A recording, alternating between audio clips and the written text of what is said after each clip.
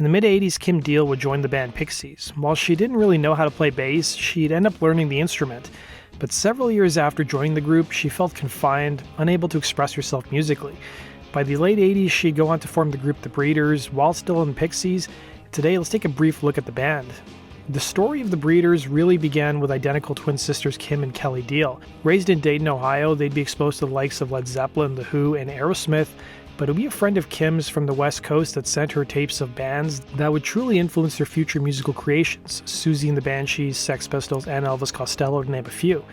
Unlike so many rock stars who grew up in broken homes or moved around a lot, neither of this happened to the Deal sisters, who came from a stable upbringing, with their father being a physicist while their mother worked with children. The sisters would eventually form a duo and started covering country tunes at watering holes. Kim would play guitar and sing while Kelly would harmonize. However, the pair wouldn't make a career out of music, at least initially, with Kim going to college and getting a 2-year diploma in biology, while Kelly working at a local Air Force base. Kim would get married to a man named John Murphy and relocate to the city of Boston, working at a science lab. It was during this time she saw an ad for the band Pixies, who were looking for a bass player, but she didn't play bass. However, she quickly learned. Her sister Kelly almost joined the band as her drummer, but things wouldn't work out at the time. Despite being many people's favorite member and writing one of Pixies' most popular tracks, Gigantic, Kim felt underappreciated in the band. It was during a tour with Pixies, Kim would befriend Throwing Muses guitarist Tanya Donnelly, and the pair bonded over being creatively stifled within their respective groups. They planted the initial seed of starting a new group together, dancing and drinking after a Sugar Cube show in Boston one night. Deal would recall to the LA Times, "I said, 'Ooh, Tanya, I got a great idea.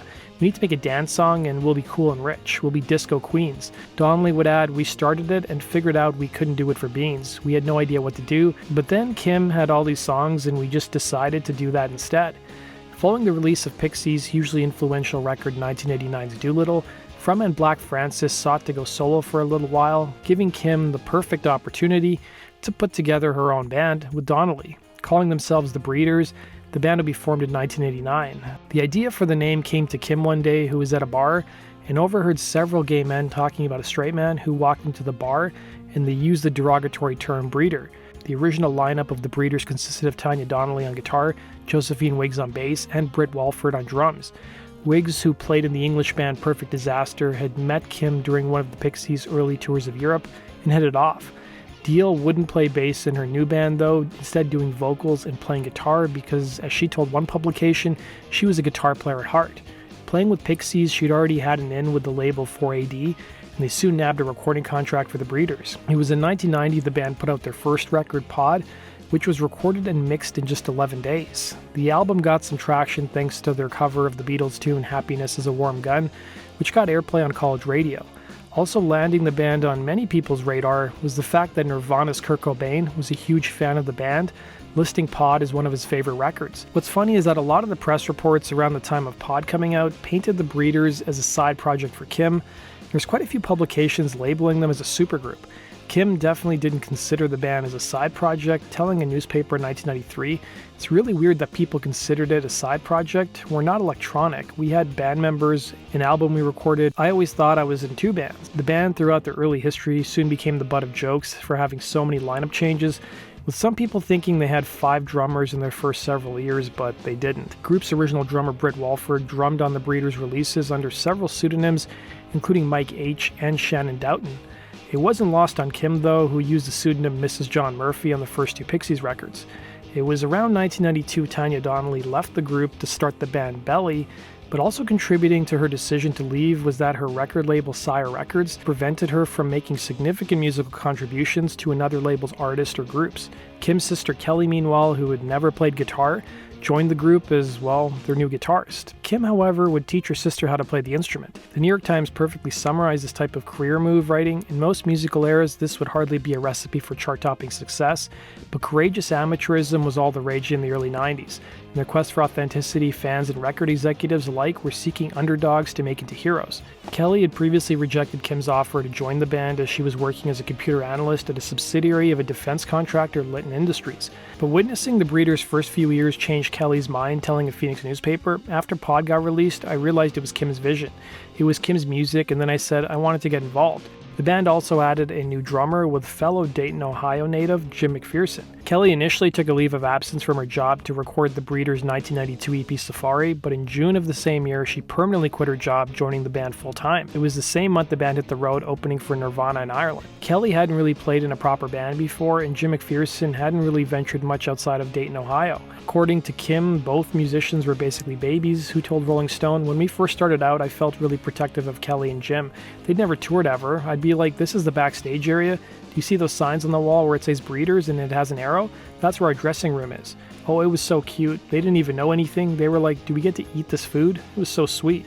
The band would release their landmark record 1993's Last Splash through Elektra in the US, and it outsold all of Pixies' albums and Black Francis' solo record, going platinum. The album contained one of the most iconic songs of the early 90s, Cannonball, and the big difference between the Breeders' first and second record was that the songs on their second album had been played live extensively. The album also made Kim a good deal of money, as she bought a nicer home in Dayton and a vacation house in Nantucket. Despite the band's success, though, both Deal sisters found themselves doing separate stints in rehab, as they were struggling with drugs and alcohol. The band concluded their tour for Last Splash with an appearance at Lollapalooza in the September of 1994. The Breeders attempted to write what would be their third album, but tensions were flaring in the studio, as was substance abuse.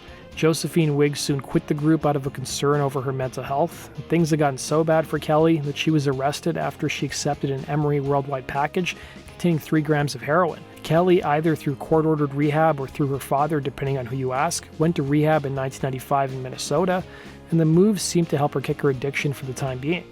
Meanwhile, with a temporary hiatus, Kim and Jim McPherson would form the band The Amps, who put out a single record that underperformed, selling about 25,000 copies. Kim was struggling with substance abuse and blacked out on stage during a live show for The Amps. Soon enough, Kim was the only remaining member of the group.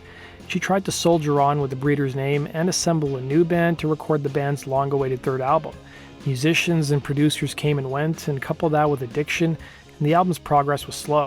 By 1997, the band was said to have spent about $400,000 on an album that wasn't even finished, and Kim would spend years chasing the perfect drum sound, so much so that at one point, she learned how to play the drums herself.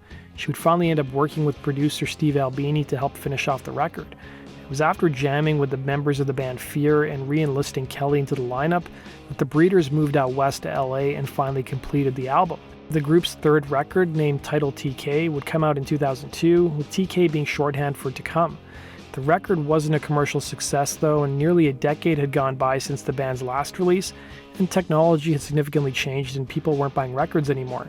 2004 Pixies would reform, with Deal going back to her past group while still playing with the Breeders. The Breeders would release their follow-up 2008's Mountain Battles, and in 2014 fans were shocked to learn that Kim Deal was quitting Pixies. In 2012, the Last Splash lineup of the band reunited. Things had drastically changed. Nearly 2 decades ago, when they last toured, the Deal sisters wouldn't show up to the stage until moments before their set time, then disappear after the show. But sobriety had changed the dynamics in the band, as they seemed a lot happier. The Breeders would release their latest record in 2018 with Last Nerve, and the band is still active to this day, having performed at Coachella earlier this year.